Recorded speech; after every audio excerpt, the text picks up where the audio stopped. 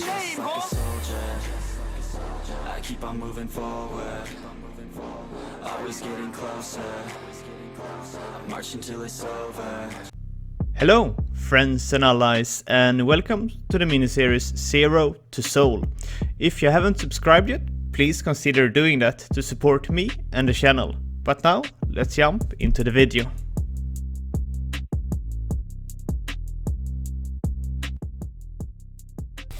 The first spot which we're going to go is Catacombs. Here you need 50 Armon points to enter, and of course it is the golems which we are going to go. And as you most likely notice, I'm 270 plus. That means that we are getting the Lion Plate and the Cobra Hood, which is boosting our damage by a lot. And I would like to go this spawn at 300 plus when I have the Falcon Battle Axe. But I think the Axe of Destruction will do just fine, but at level 300 you will do this charm even faster. So the experience an hour was 2.5 kkxp with 150%. No prey, no charm and no defensive imbues. And then I had the standard imbue on the helmet, armor and weapon. And if you were to be finishing the charm in this area, it will take you around 5 hours and you will gain 200 charm points. And I actually started the Gloof Golem and Rust Heap Golem a little bit in Oramon the tower. So it's a little bit unequal distribution, and that's the reason why I don't really like to go the Gloof tower in Oramon, because I'm gonna do them here anyways. So 5 hours of fun to look forward to. And don't forget that you can be looting tin key in this area, so don't forget to set up your drop tracker so you don't miss if you are to be looting the tin key. And soon we have been doing our first lap here in Catacombs, and then we have done the whole circle when it comes to hunting this area. So just focus on damage and you will be fine. The next spot is Fire Spot. In this area you're gonna focus the Gafir by your auto attacks, but your Exoremin is going to be on the Cobra Viziers. Here I will use the Phantasmal Axe to increase our damage, and I will swap to the Axe of Destruction in the case that an ugly monster spawns, since the ugly monster is strong against elemental but neutral towards physical damage. So when the ugly monster spawns, swap to the Axe of Destruction and you will be pulling decent experience in this area actually. By standing at the fire spot, you are primarily taking physical damage, and you can also be using your summons inside of the Gafir spot to increase your damage towards the boss. And don't forget that if your summon is getting outside of the Gafir area, you can simply just use the teleport like I'm going to do at the moment. Just push the body on the fire and walk in. On 150% with no charm and no prey, I was making almost 3.6 kkxp an hour with a decent amount of profit. To my surprise, I think the experience was actually rather good for a spot where you're just standing and dealing damage at 3 at the time, considering that Catacombs was much worse. And don't forget to bring your flask by going this place, and you will be doing a lot of profit and a decent amount of experience in the long run. And when you have the charm, it's going to be even more. This is a good place to do during the double loot. Welcome to Walls. In this area, you need to have done a couple of missions into the Wrath of the Emperor to be able to access this area.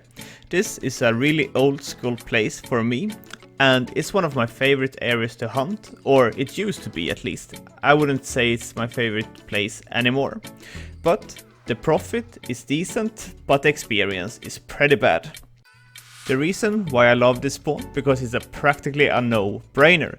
You're running in circles, and you're gonna take the towers in this case, because we want as many Draken Spellweavers as possible, because those you need to kill 2500 to get the charm. So here we were pulling 3 kkxp an hour with no charm, no prey. And don't forget to take the Grizzly Adam task to be going here. And you pretty much need to be here for 8 hours to make the Draken Spellweaver. But my plan isn't to go here so much in the future. I'm more planning to go the South Palace once I take 300, because then I can go down to the Ghastly Dragon with a Falcon Battle Axe, and then just swap to an Axe of Destruction to kill the Drakens. I really like that spawn to be combining, because then I can do 2 killing in the name of at the same time, while also having a lot of good profit. And when going this spawn, use a little bit of fire protection. But to my surprise, I thought I were going to need a shield here with imbuement of fire. But since of my good skill, the vampirism on the axe and armor was good enough to be able to hunt without any shield. If I were to be going with a shield, I would be going with the Cobra Axe. And I was also going to the Shakoya Island in Port Hope. Just check the Adventure Guild and the billboard to check if it's open. Here you will be making 45 charm points in the effort of 1 hour of work. So highly recommend to be going here, since I am rushing to low blow at the moment. Since I'm considering going Asuras at 300, I want to have low blow, dodge and freeze ready to go. And while being in Port Hope, I also went back to Carnivores. And this time I'm not focusing -1 and -2. Instead, we're focusing -2 and -3. Here we will be using the Phantasmal Axe at -2, and while we're at -3, we're gonna swap to the Cobra Axe, because the monsters at -3 are weak to ice damage.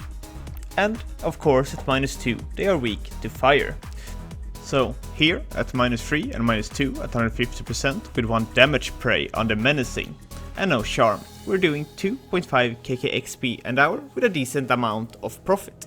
And it will take around 7 hours to finish the menacing. And if we were to be combining the -2 and -3 a little bit better, it could have gone a little bit smoother. By taking a look to the left, you can see that I have started the other carnivores much more, and I will finish them rather unequal, unfortunately. But profit is profit, I suppose. So let's make some conclusion of what we have been talking about today. We went to the golems in CTC, carnivores -2 and -3, fire spot and walls, and also we made a charm in the Shakoya Island in Port Hope. And we talked a little bit about the 270 boost, which comes with a new equipment. And I also have a new pair of Cora boots, which I borrow from a friend. So the CTC is actually one of the best spawns when it comes to charm hunting. I recommend to be going this spawn actually to make the charm. It's 100 easy charm points, or it's not easy, it's kind of a lot of effort when it comes to time, but it's a unique area to be finishing charms in. Carnivores is similar, it's really good profit but bad experience, and it's a unique charm which you can only get here, so I highly recommend to go carnivores. When it comes to Fire Spot, it's actually a great idea to be going here at a lower level range. The experience is actually pretty good.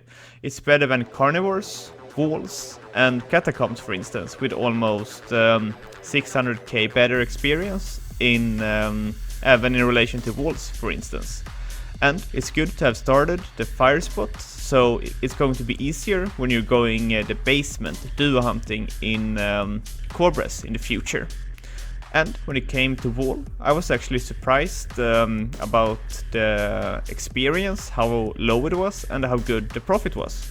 And I will not be going this spawn very much when it comes to Walls, because I will most likely be going South Palace instead, to be combining Lizard Sogan, Ghastly Dragon, Spellweaver and War Masters. So, and at 270 plus, as I said before, we got the boost of Cobra Hood and Lion Plate. And I think this is a nice reminder that if you're increasing in damage, you're also increasing in safety.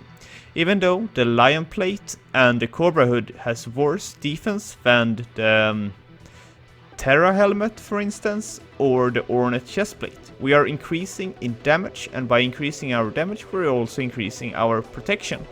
So the other equipment actually have more protection, so we're actually decreasing our defense but boosting our damage.